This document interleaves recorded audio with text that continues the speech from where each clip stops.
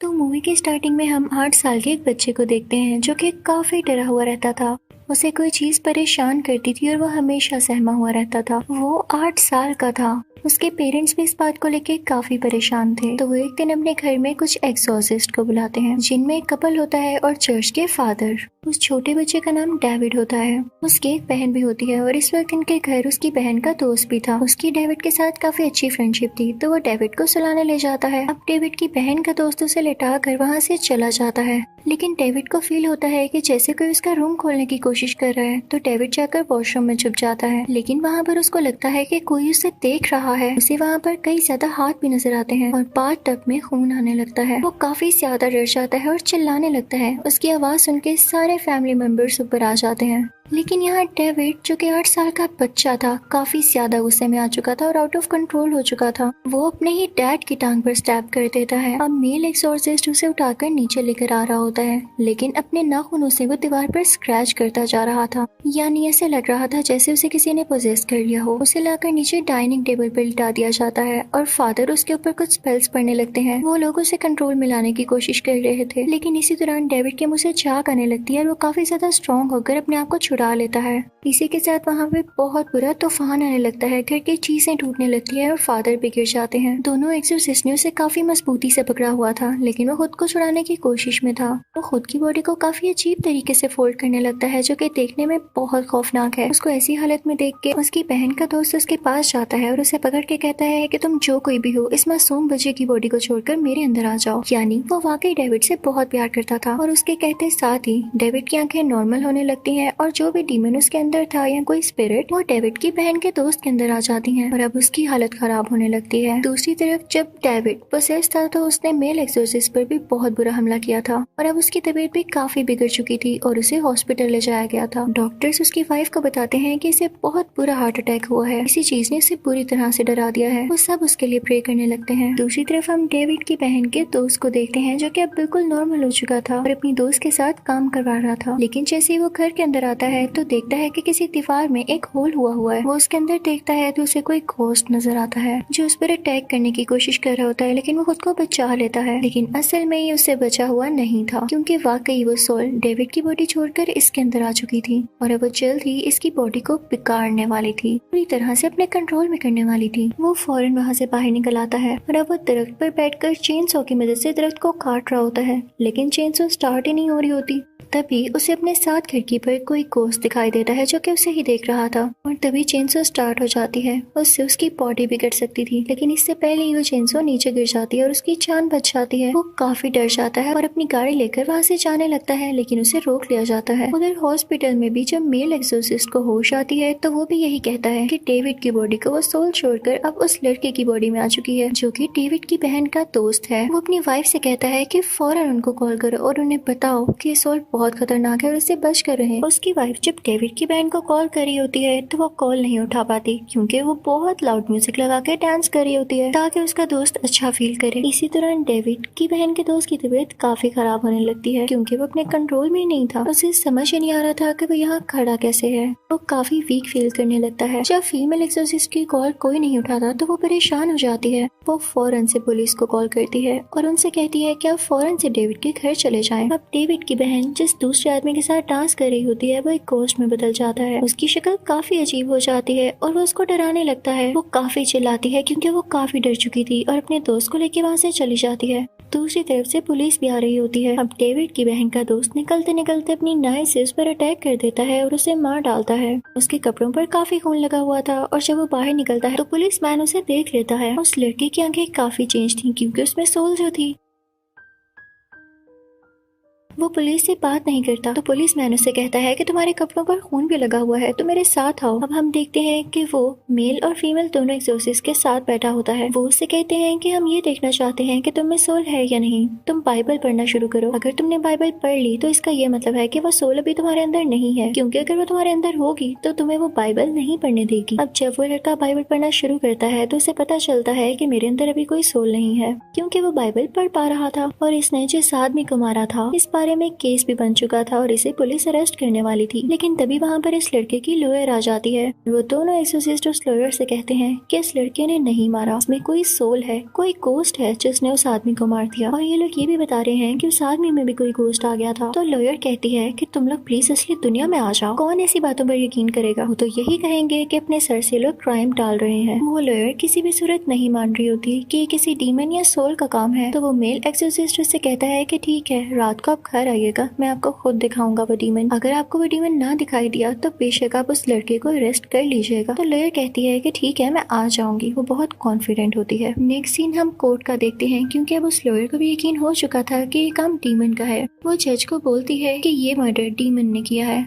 लेकिन जज उसकी किसी बात पर यकीन नहीं करता और कहता है कि ये फजूल बहाना है और उसे सजाए कैद होगी, यानी लाइफ टाइम के लिए वो जेल में रहेगा। लेकिन वो एक्सोर्सिस्ट कपल कहता है कि हम उस लड़के को इनोसेंट ठहरा के रहेंगे, क्योंकि वो भी जानते थे कि वो मर्डर नहीं कर सकता, इसके पीछे जरूर कोई सोल है। अब ये इस केस पर इन्वेस्टिगेशन खुद करने लगते हैं। वो दोनों उस दिन के रिकॉर्डिंग सुनने लगते हैं जब ये केस हुआ और ये सब एक साथ डांस कर रहे थे। उसके बाद ये दोनों उस जगह जाते हैं जहाँ पर डेविड पहली बार डरा था और उसे कोई गोस्ट नजर आया।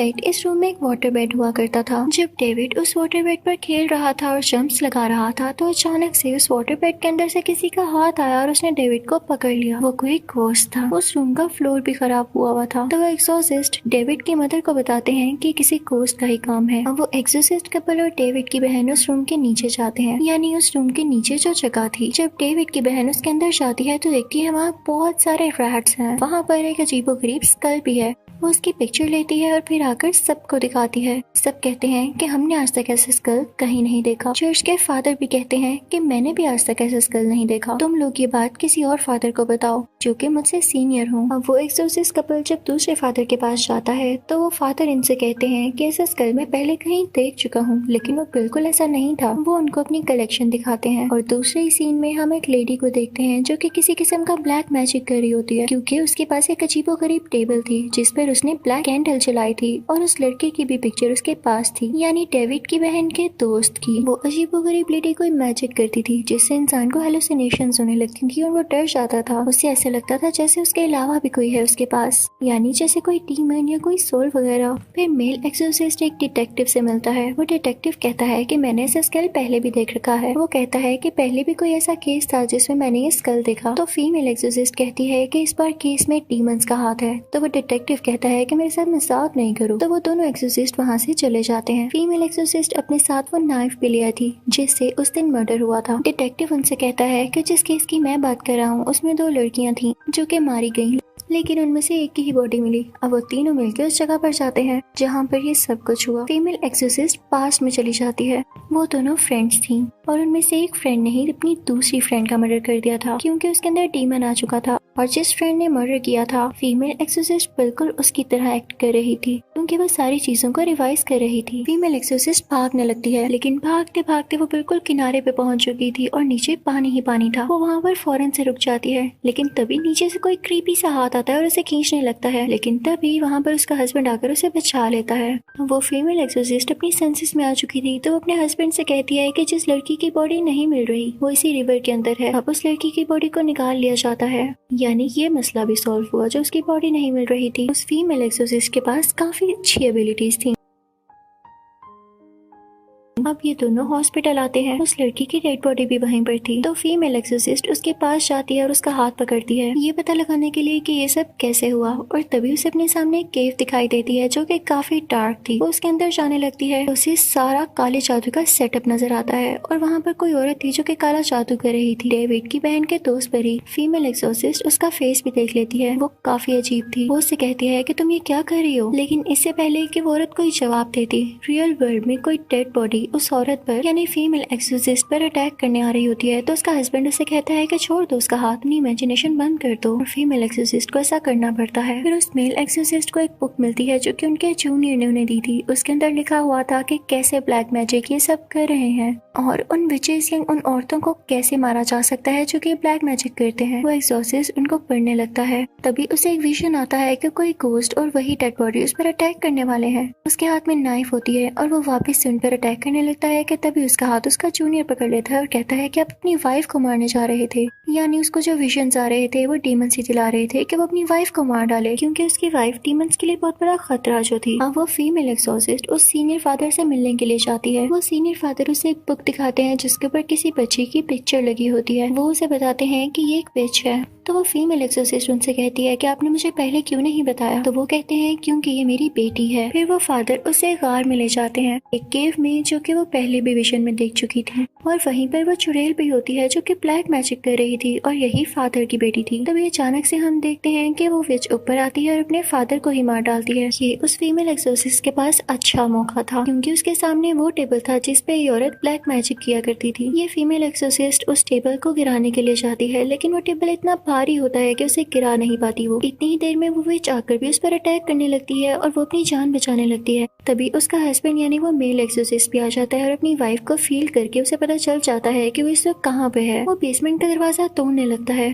अब नीचे वो फीमेल एक्सोर्सिस्ट काफी मुश्किल में होती है, क्योंकि वो वहाँ से भाग रही होती है लेकिन उसे रास्ता नहीं मिल रहा होता। इतनी ही देर में उसे अपने सामने मिरर नजर आता है। वो हर तरफ खुद को देख पा रही थी और तभी वो बुरी औरत यानी विच आकर उस पर चाकू से अटैक करने लगती है। फीमेल एक्सोर्सिस्ट उसे पत्थर मारती है और वहाँ से भाग जाती है। अब वो विच उस मेल एक्सोर्सिस्ट के पास जाती है उसके वाइफ के रूप में और उसे अपने कंट्रोल में कर लेती है। दूसरी तरफ हम ये देखते हैं कि डेविड की बहन का दोस्त काफी बीमार था, क्योंकि उसे जेल में बांधा गया था। एक बात तो ये थी कि उस पर एक मर्डर का इल्जाम था और दूसरा ये कि उसमें कोई सोल बार बार आ रही थी। उसकी बॉडी यहाँ काफी अजीब तरह मूव करने लगती है और उसकी तबीयत बिगड़ने लगती है। दूसरी तरफ विच उस मेल एक्सोर्सिस्ट को ऑर्डर देती है कि हैमर से अपनी बीवी को मारने जाओ। मेल एक्सोर्सिस्ट पूरी तरह से विच के कंट्रोल में था, तो वो हैमर लेके अपनी बीवी को मारने जा रहा होता है। लेकिन तभी उन्हें पुराना वक्त याद आ जाता है जब वो अपनी बीवी से पहली बार मिले और उन्हें सब याद आ जाता है कि वो अपनी बीवी और अपनी फैमिली से कितना प्यार करते हैं। वो नॉर्मल होने लगते हैं और हैमर लेके सीधा उस टेबल की तरफ बढ़ते हैं जो कि विच की थी और जिस पर विच ब्लैक मैजिक किया करती थी। वो उस टेबल को तोड़ देते हैं, जो कि आज तक कोई न कर पाया। अब यहाँ पे वो मेल एक्सोर्सिस्ट बिल्कुल नॉर्मल हो जाते हैं। वो विच भी काफी वीक होके मारी जाती है। दूसरी तरफ डेविड की बहन का दोस्त भी अब बिल्कुल ठीक हो चुका था, क्योंकि वो सोल्स जो वो विच कंट्रोल कर रही थी उसकी बॉडी से निकल जाती हैं और सारा ब्लैक मैजिक का असर खत्म हो जाता है। अब लास्ट सीन में हम देखते हैं कि डेविड की बहन काफी परेशान होती है, क्योंकि कोर्ट में ये बताया जाता है कि उसके दोस्त को 5 साल की सजा हो रही है, क्योंकि कोर्ट अभी भी इस बात पर बिलीव नहीं करती कि कोई डीमन इस तरह का काम कर सकता है। डेविड की बहन के दोस्त को जेल होने के बावजूद डेविड की बहन उससे शादी कर लेती है और इसे जेल में मिलने जाया करती थी। लेकिन बाकी केसेस सॉल्व हो चुके थे। वो सारे डीमंस जो इन लोगों की बॉडीज में आकर इनको तंग किया करते थे वो अब जा चुके थे और ब्लैक मैजिक का असर भी खत्म हो चुका था। इसी के साथ ये मूवी भी एंड हो जाती है। Thank you for watching.